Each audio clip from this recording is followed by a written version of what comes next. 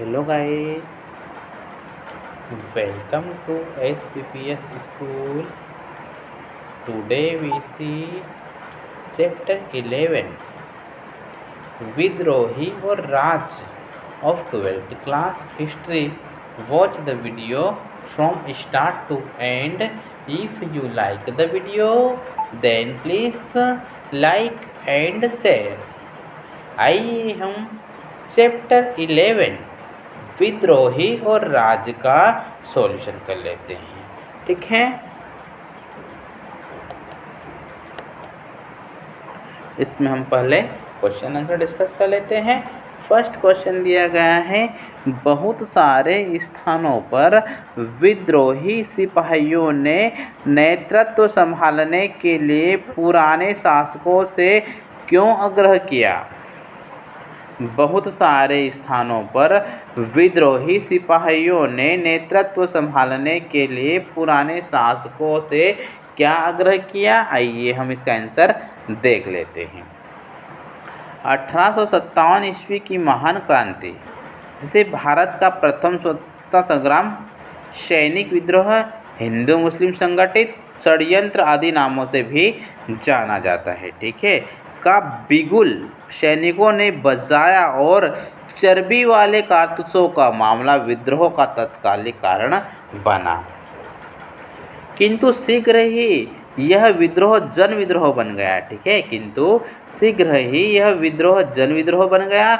लाखों कारीगरों, किसानों और सिपाहियों ने कंधे से कंधा मिलाकर एक वर्ष से भी अधिक समय तक ब्रिटिश सत्ता के विरुद्ध संघर्ष किया। विद्रोहियों का प्रमुख उद्देश्य था भारत से ब्रिटिश सत्ता को उखाड़ फेंकना, ठीक है, भारत से ब्रिटिश सत्ता को उखाड़ फेंकना। वास्तव में विद्रोही सिपाही भारत से ब्रिटिश सत्ता को समाप्त करके देश में 18वीं शताब्दी की पूर्व ब्रिटिश व्यवस्था की पुनर्स्थापना करना चाहते थे, ठीक है। ब्रिटिश शासकों ने भारतीय राजघरानों का अपमान किया, ठीक है, ब्रिटिश शासकों ने भारतीय राजघरानों का अपमान किया था। साधनों के औचित्य अथवा अनिश्चित्व की कोई परवाह न करते हुए कहीं छल, कहीं बल तो कहीं बिना किसी आड़ के ही अधिकाधिक भारतीय राज्यों एवं रियासतों का विलय अंग्रेजी साम्राज्य में कर लिया गया था। परिणाम स्वरूप उनमें ब्रिटिश शासन के विरुद्ध घोर असंतोष व्याप्त था, ठीक है, परिणाम स्वरूप उनमें ब्रिटिश शासन के विरुद्ध घोर असंतोष व्याप्त था, ठीक है। विशाल संसाधनों के स्वामी अंग्रेजों का सामना करने के लिए नेतृत्व और संगठन की अत्यधिक आवश्यकता थी। निसंदेह योग्य नेतृत्व और संगठन के बिना विद्रोह का कुशलतापूर्वक संचालन नहीं किया जा सकता था। इन उद्देश्यों की पूर्ति के लिए विद्रोही ऐसे लोगों को शरण में गए जो भारत में ब्रिटिश शासन की स्थापना से पहले नेताओं की भूमिका निभाते थे और जिन्हें नेतृत्व एवं संगठन के क्षेत्र में अच्छा अनुभव था, ठीक है, और जिन्हें नेतृत्व एवं संगठन के क्षेत्र में अच्छा अनुभव था। इसलिए विद्रोही सिपाहियों ने अनेक स्थानों पर पुराने शासकों को विद्रोह का नेतृत्व संभालने के लिए आग्रह किया, ठीक है।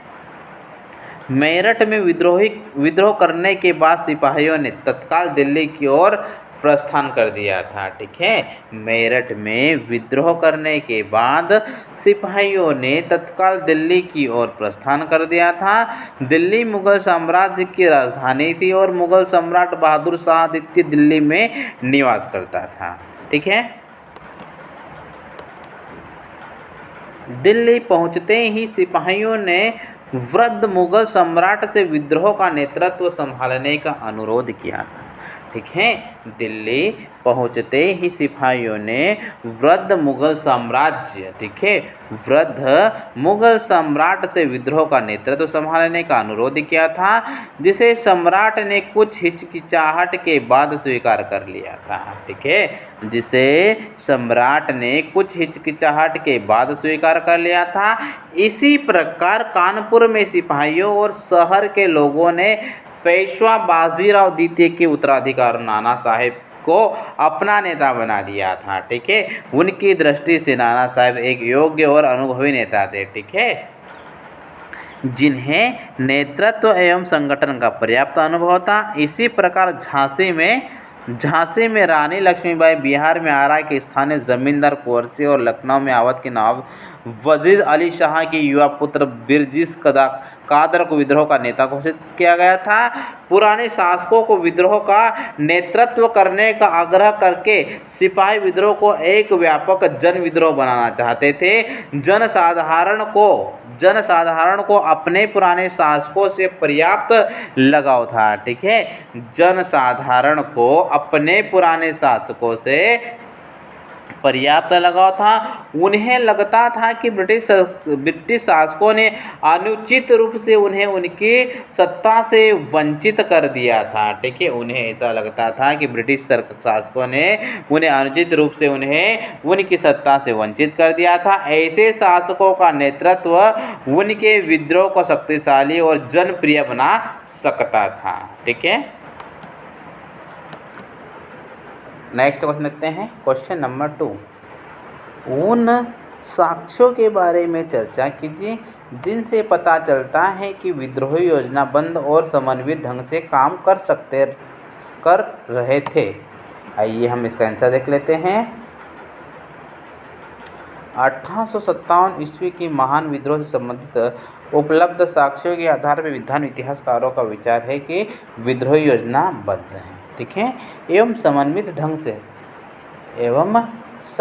ढंग से काम कर रहे थे। भिन्न भिन्न स्थानों पर होने वाले विद्रोह के प्रारूप में उपलब्ध समानता का मुख्य कारण विद्रोह की योजना एवं समन्वय में निहित था। ठीक है, लगभग सभी छावनियों में सिपाहियों द्वारा चर्बी वाले कारतूसों के विरुद्ध विद्रोह किया जाना, मेरठ पर अधिकार करने के बाद विद्रोही सिपाहियों का तत्काल राजधानी दिल्ली की ओर प्रस्थान करना था।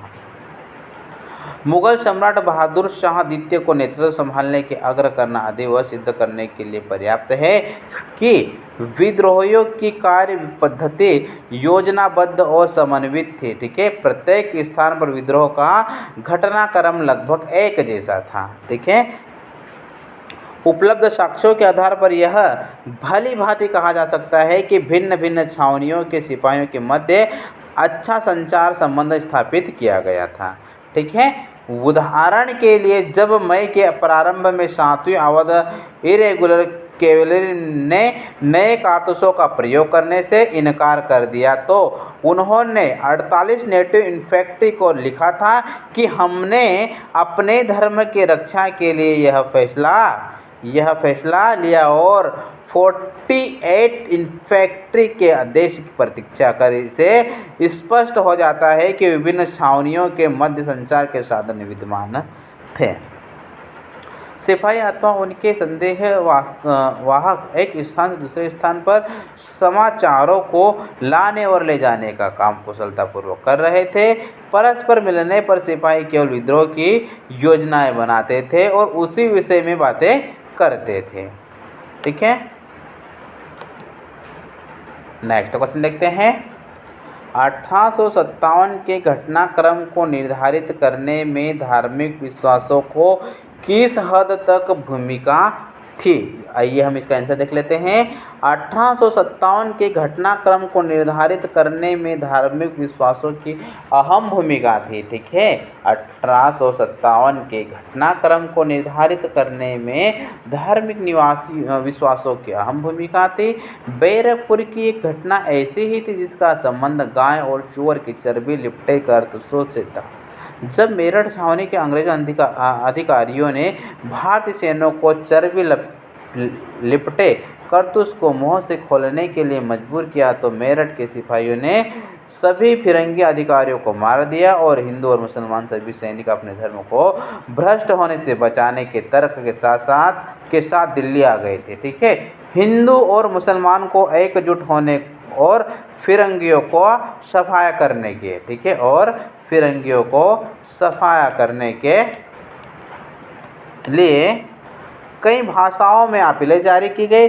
विद्रोह का संदेश कुछ स्थानों पर आम लोगों के द्वारा तो कुछ स्थानों पर धार्मिक लोगों के द्वारा फैलाए गए हैं। ठीक है, उदाहरण के लिए मेरठ के बारे में इस प्रकार की खबर फैली थी। ठीक है, उदाहरण के लिए मेरठ के बारे में इस प्रकार की खबर फैली थी कि वह हाथों पर सवार एक फकीर आता है जिससे सिपाही बार बार मिलने आते हैं। ठीक है, जिससे सिपाही बार बार मिलने आते हैं। लखनऊ में अवध पर कब्जे के बाद बहुत सारे धार्मिक नेता और स्वयंभू पैगंबर प्रचारक ब्रिटिश राज को समाप्त करने की अलख जगा रहे थे। ठीक है, सिपाहियों ने जगह जगह छावनियों में कहलवाया कि यदि वे गाय और सूअर की चर्बी के कारतूसों के मुंह से लगाएंगे तो उनकी जाति और धर्म दोनों भ्रष्ट हो जाएंगे। ठीक है, उनकी जाति और धर्म दोनों भ्रष्ट हो जाएंगे। अंग्रेजों ने सिपाहियों को बहुत समझाया लेकिन वे टस से मस नहीं हुए। ठीक है, अंग्रेजों ने सिपाहियों को बहुत समझाया लेकिन वे टस से मस नहीं हुए।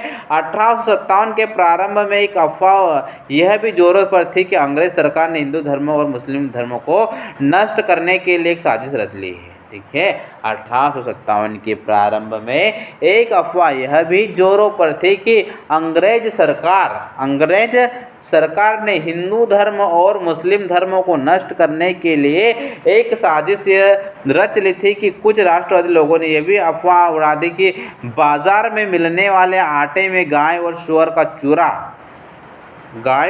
का चूरा अंग्रेजों ने मिलवा दिया था। अंग्रेजों ने यह डर फैल गया कि अंग्रेज हिंदुस्तानियों को ईसाई बनाना चाहते थे। कि अंग्रेज हिंदुस्तानियों को ईसाई बनाना चाहते थे। कुछ योगियों ने धार्मिक स्थानों, दरगाहों और पंचायतों के माध्यम से इस भविष्यवाणी पर बल दिया कि प्लासी के 100 साल पूरा होते ही अंग्रेजों का राज 23 जून 1857 को खत्म हो जाएगा। कुछ लोग गांव में शाम के समय चपाती बंटवा कर यह धार्मिक शक फैला रहे थे कि अंग्रेजों का शासन किसी उथल पुथल का संकेत है। ठीक है, कि अंग्रेजों का शासन किसी उथल पुथल का संकेत है। नेक्स्ट क्वेश्चन देखते हैं। अंग्रेजों ने विद्रोह को कुचलने के लिए क्या कदम उठाए? इसका आंसर देख लेते हैं। अंग्रेजों ने विद्रोह को कुचलने के लिए निम्नलिखित कदम उठाए हैं। ठीक है, अंग्रेजों ने विद्रोह को कुचलने के लिए निम्नलिखित कदम उठाए हैं। फर्स्ट नंबर हमें दिया गया है, दिल्ली को कब्जे में लेने की अंग्रेजों की कोशिश जून 1857 में बड़े पैमाने पर शुरू हुई, लेकिन यह मुहिम सितंबर के आखिर में जाकर पूरी हो पाई। दोनों तरफ से जमकर हमले किए गए और दोनों पक्षों को भारी नुकसान उठाना पड़ा। ठीक है, इसकी एक वजह यह थी कि पूरे उत्तर भारत की विद्रोही को राजधानी को बचाने के लिए दिल्ली में जमे थे। ठीक है, कानून और मुकदमे की सामान्य प्रक्रिया रद्द कर दी गई और यह स्पष्ट कर दिया गया है कि विद्रोही की केवल एक सजा हो सकती है, सजाए मौत।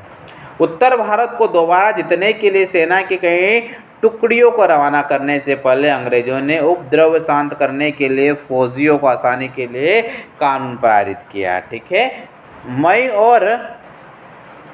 मई और जून 1857 में पास किए गए कानूनों के द्वारा न केवल समूचे उत्तर भारत में मार्शल लॉ लागू कर दिया गया, बल्कि फौजी अफसरों और यहाँ तक कि आम अंग्रेजों को भी ऐसे हिंदुस्तानियों पर मुकदमा चलाने और उनके सजा देने का अधिकार दे दिया गया जिन पर विद्रोह में शामिल होने का शक मात्र था। ठीक है, नए विशेष कानूनों द्वारा ब्रिटिश से मंगाई गई सैन्य टुकड़ियों से लैस अंग्रेज सरकार ने विद्रोह को कुचलने का काम शुरू किया। विद्रोही की तरह ये भी दिल्ली के सांकेतिक महत्व को बखूबी समझते थे। ठीक है, लिहाजा उन्होंने दो तरफा हमला बोल दिया, एक तरफ कोलकाता से, दूसरी तरफ पंजाब से दिल्ली की तरफ कूच हुआ। ठीक है।